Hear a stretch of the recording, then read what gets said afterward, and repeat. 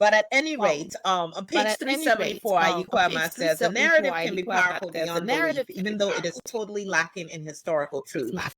That is the power of deliberate lies, presented as eternal truth, the sort of fiction Plato called the great and necessary lie. We're seeing that playing out in the United States. We've seen it playing out in a lot of other places, where you just tell a lie, you tell it loud enough, and you tell it often enough, and the dumb media keeps, well, maybe they're not dumb. They're owned by their masters. I mean, I think all of 94% of American media can be traced back to like 6 people, something like that, making the decision. So they literally take a FaceTime call real quick and just say, this is what gets covered and what doesn't get covered. But you tell the lie enough and we buy into it.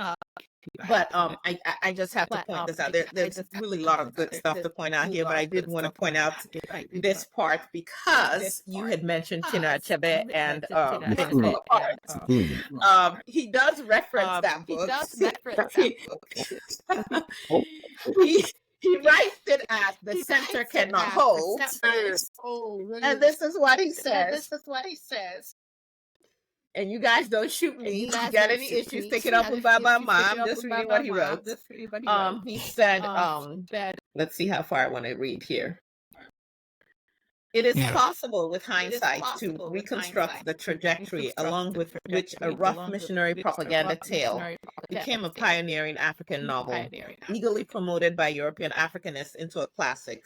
A final year university student, short on genius, but long on ambition, eager to try his hand at fiction after failure in earlier disciplines, testing around for material to use and unable to invent a story on his own, latched onto the familiar narrative, stirred bits and pieces of his English literary studies into it, gave the whole a hypochoristic vocabulary suitable for a story about a primitive society.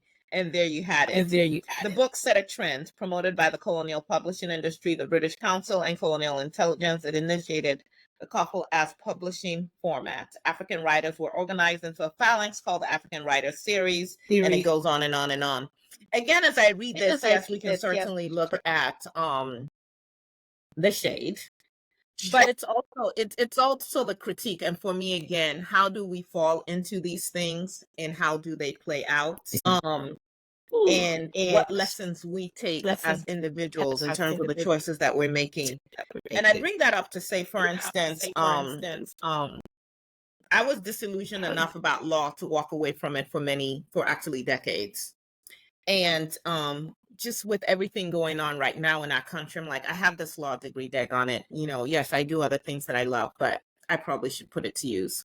So I went back and took the bar exam in Texas with kids who were born the same year I had first graduated from law school. That was very interesting.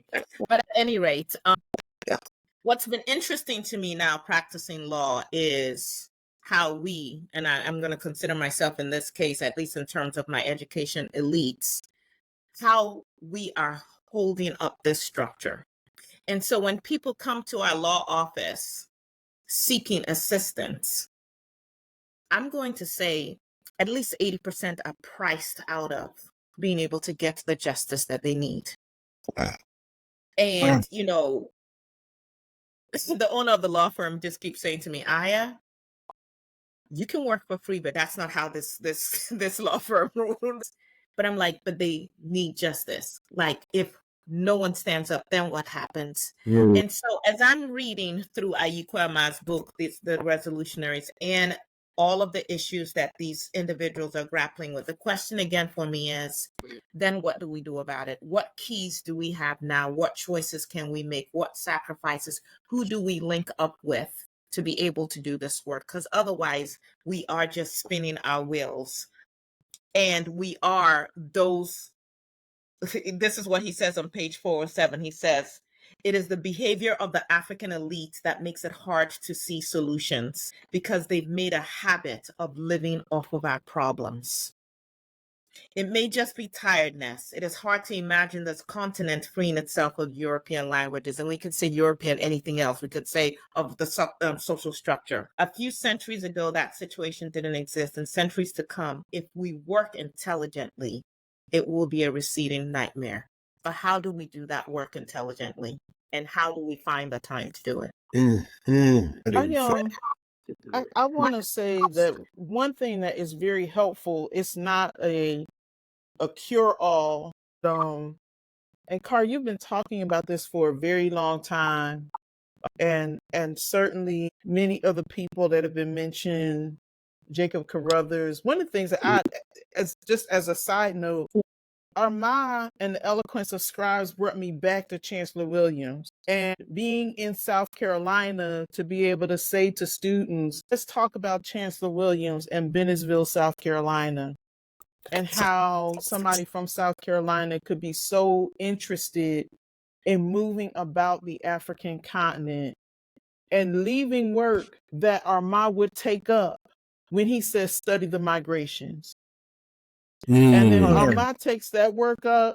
And then in my classroom, that is what we attempt to do. We are studying the migrations. So for me, if somebody is trying to ground their understanding in the last couple of 100 years, that doesn't work for me. And I really hope that they get there at some point. I need for my students to hear the words of the ancestors and the ancestors' ancestors. And I need them to make those connections and to know that the things that we are talking about are a through line, a straight line through Africa, that we don't have to visit Europe to do anything in terms of what we call school or learning or ways of knowing. That's right. And just as a quick aside, That's right. about 2 weeks ago, we took a group of our humanities hub students. We went to Mount Pleasant, South Carolina, so that we could navigate through Charleston down to Savannah. We were in St. George, South Carolina, and we were talking to people about these governance experiences that they had when they were left alone, when they were able to carve out space and they were left alone. I mean, visionary kinds of things. Somebody's a group of alumni are restoring a Rosenwald school, and those Rosenwald schools go back to the 1920s. This one was closed down in 1954, and those people who attended that school just put out, let's have a reunion. And when they got together, they had a school reunion, and they re-envisioned what that space could be. And it's a community center. They have a children's museum, and yet they got Boeing to fund the children's museum. But the vision that they had for that space was theirs. Yes. They got a caboose where they're doing some medical training for young people. They got another train car that's coming, and it's like the alums are going to be selling fish dinners, like a little cafe. I mean, I was just like, this is and they remember when that was a Black business district, and they already have a plan to reach to the next generation to put some of those things back in motion. We were in Hollywood, South Carolina, and there is this beautiful young sister who is the mayor of Hollywood, and she said to us, I want to make this the music capital of South Carolina. Wow. And I was like, the music capital. And then now every time I mention Hollywood, somebody's like, oh yeah, I heard they were doing this. Yeah, I heard they were doing that. This vision that she had of doing something for her residents, taking funds and building housing, making sure that young people have summer jobs. But it's like she's so grounded in the community, in building her vision of what those things should look like, and being mentored by the sister who was the mayor before her. Wow. Right? So these connections and these spaces where people are moving so very differently. And then we've been talking about the seeking tradition, which in the Gullah community was so powerful that you would have young people they might go to their parents' church, but when they became of age where they were close to becoming a member of that church, they would withdraw from the world. and they would be encouraged to dream and to write down those dreams in order to have their purpose revealed. And the elders would interpret their dreams for them and then tell them which church they needed to go to, because that was the next stage of their learning. And so these traditions are, it's like they're here, but if we stop with the Gullah Geechee community, if we stop at the shores of the Americas, that doesn't work for me. I need us to be connecting that back as far back as we can go, and to study those migrations so that we can get to those ways in which we determine, before there was any intervention from Europeans or Asians, we determined what was life, what was work, what was meaningful, what was reciprocity, what was my eye. And so, I listen for how people are talking.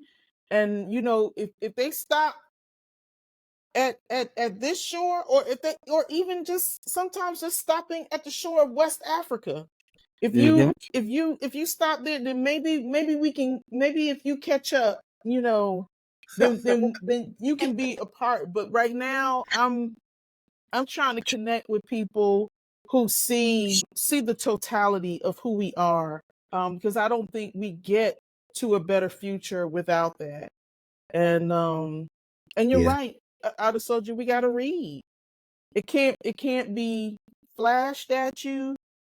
It can't be in a soundbite. We got to sit with those quiet moments and think about and process and reflect. And I think that's a litmus test for me. If you're not willing to read or reflect or even contemplate that we are something much more powerful than what Europeans or Asians imagine us to be, then I wish you well. I don't wish harm to you, but I don't think of those people as companions or potential companions. Armah says on page 415, we know our liberation